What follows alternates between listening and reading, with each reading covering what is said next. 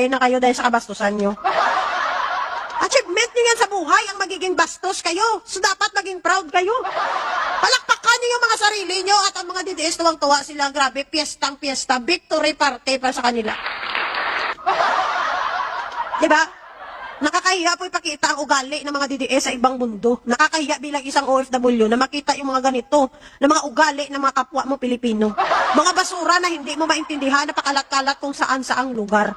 Na bigla-bigla na lang susulpot at magkalat, nakakahiya. So, pinakita nyo lang yung legit na ugali ng mga DDS, mga wala huya. Sigaw ng sigaw ang mga yudiputa, flood control, animal ka nung panahon ng tatay mo, meron ng problema dyan. Hindi mo ba narinig ang sabi niyang rampant na ang korupsyon sa DPWH? Maraming mga ghost project, hindi ka ba nagtaka yudiputa? Hindi mo ba naisip bakit walang ginawa yung iniidolo mo? Bakit wala siyang ginawang investigasyon? Bakit wala siyang napakulong? Akala ko ba Duterte is brave and strong president? Akala ko ba Duterte ang kinakatakutan? Bakit wala siyang ginawa nung alam niyang may korupsyon na sa ating bansa? Bakit mas pinili niyang tumahimik? Kasi alam niya na matatamaan yung administrasyon niya. Ngayon, tanungin ko kayo mga diputa. Sa dami ng presidente na dumaan sa Pilipinas, mga animal, sino ba ang nagpublic ng korupsyon na to? Sino ba ang nagsapubliko na nangyayaring nakawang sa gobyerno? Di ba si BBM? Pero anong ginawa nyo? Imbes tulungan natin ang gobyerno natin ngayon, naniwala kayo sa propaganda? Mga yudiputa, piling nyo ngayon lang may korupsyon sa Pilipinas! Hindi ka pa nabubuhay, meron ng korupsyon. Ang tagal na ng korupsyon sa Pilipinas, pero ngayon lang binuksan sa publiko, kaya ganyan tayo kagalit na Pilipino dahil nalaman natin na ganyan kalala ang pagnanakaw sa kaban ng bayan. Pero ano? Si BBM pa rin ang sinisisi nyo? Dapat pala tumahimik na si BBM! Dapat hindi na ni BBM pinaalam sa atin! Dapat hindi na sinapubliko ng Pangulo sa atin! O hindi sana wala tayong galit ngayon! Sana ginaya niya na lang yung poon nyo na tumahimik? Na hindi pinakialaman ang korupsyon sa ating bansa? O di sana walang galit ngayon? Hanggang ngayon sana wala tayong alam na ganyan na kalala ang pagnanakaw dyan sa gobyerno. Diba? Pero alam ni BBM na matatamaan ang kanyang administrasyon. Kaya mas pinili niya na isapubliko sa atin kahit na alam niya ang mangyayari na matatamaan ang administrasyon niya at pwedeng siya ang sisihin ng taong bayan. Lahat ng galit natin sa korupsyon, yun di puta, ginpasalo niyo sa Pangulo ngayon! Naapili, wag nating isipin na ngayon lang may korupsyon. Come on! Hindi naman tayo tanga. Alam na natin na noon pa may korupsyon. Pero dahil sa DDS virus at dugo ng labubo na nananalaytay sa ating dugo, mas pinili natin magalit sa presidente na nagbukas at nagsapubliko ng korupsyon at nagpa-imbestiga ng korupsyon na nangyari sa ating bansa. Tanungin ko kayo, DDS, may napakulong ba yung tatay nyo na mga korap nung panahon niya? Di ba wala?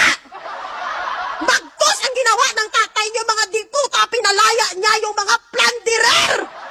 Yung mga nakakulong na may kasong plunder, pinalaya ng tatay nyo, animal! Yun ba yung may pagmamahal sa ating bansa? Yung mga taong may pananagutan sa atin sa Pilipinas, sa bawat Pilipino, pinalaya ni Duterte! Mga animal ka mo, kailan kayo magigising, mga diputa?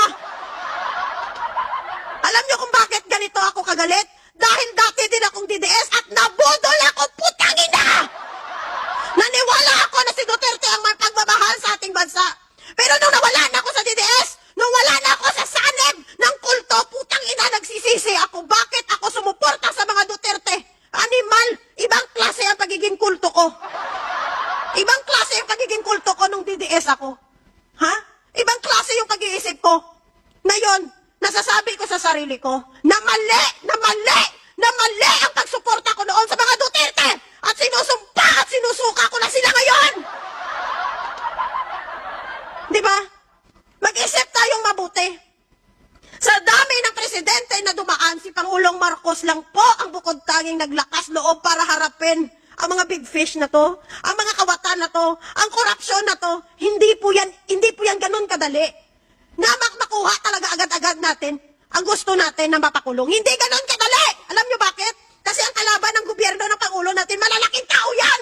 May kakayahan sila na bulahin kayo. yan, may mga koneksyon ng mga yan para mapagtakpan ang kanilang pangalan. Kaya hindi ganon kadali, gaya ng inyong iniisip na kinabukasan may makulong na. Hindi ganon kadali yon. Lahat dumadaan sa proseso. Kaya huwag kayong mag-demand na parang ngayon dapat kinabukasan meron na agad-agad resulta. Kita mo nga sa daming presidente, wala kang gumawa niyan. Sa panahon natin ngayon ng Pangulo, kahit pa paano meron nang napakulong, meron nang napanagot, at ang kawatan na pinalaya ng tatay nyo, binalik na ngayon sa selda. Diba? Ganun lang yon. Pag-isipan yung mabuti. Pag-isipan yung mabuti kung sino ba ang presidente na naglaban talaga sa korupsyon. Ang nagpa-imbestiga at may pinakulong na sa korupsyon na yan. Pag-isipan nyo, bakit kayo nagagalit sa presidente na ginagawa na ang lahat? Binibigyan ng hustisya ang Pilipinas! Huwag kayong maniwala lang sa mga propaganda. Buksan nyo yung inyong mga mata para makita nyo yung katotohanan kung ano talaga yung totoo. Alam nyo, mga kapwa DDS, mga DDS, ako bilang isang former DDS, masasabi ko sa inyo, pag nawala kayo sa pagiging DDS nyo, mabubuhay ang inyong dugo bilang isang Pilipino. At aabot kayo sa punto ng buhay nyo na sasabihin mo sa sarili mo na wala ka ng pakialam sa politiko. Kaya ako pag tinanong nyo, kung ikulong si BBM, anong gagawin mo? Kung may kasalanan si BBM, sige. Ipakita ang ebidensya at hayaan mo siyang harapin ang kanyang kaso. Alam mo bakit ko nasasabi yan? Kasi mas mahal ko ang bansa natin kaysa politiko!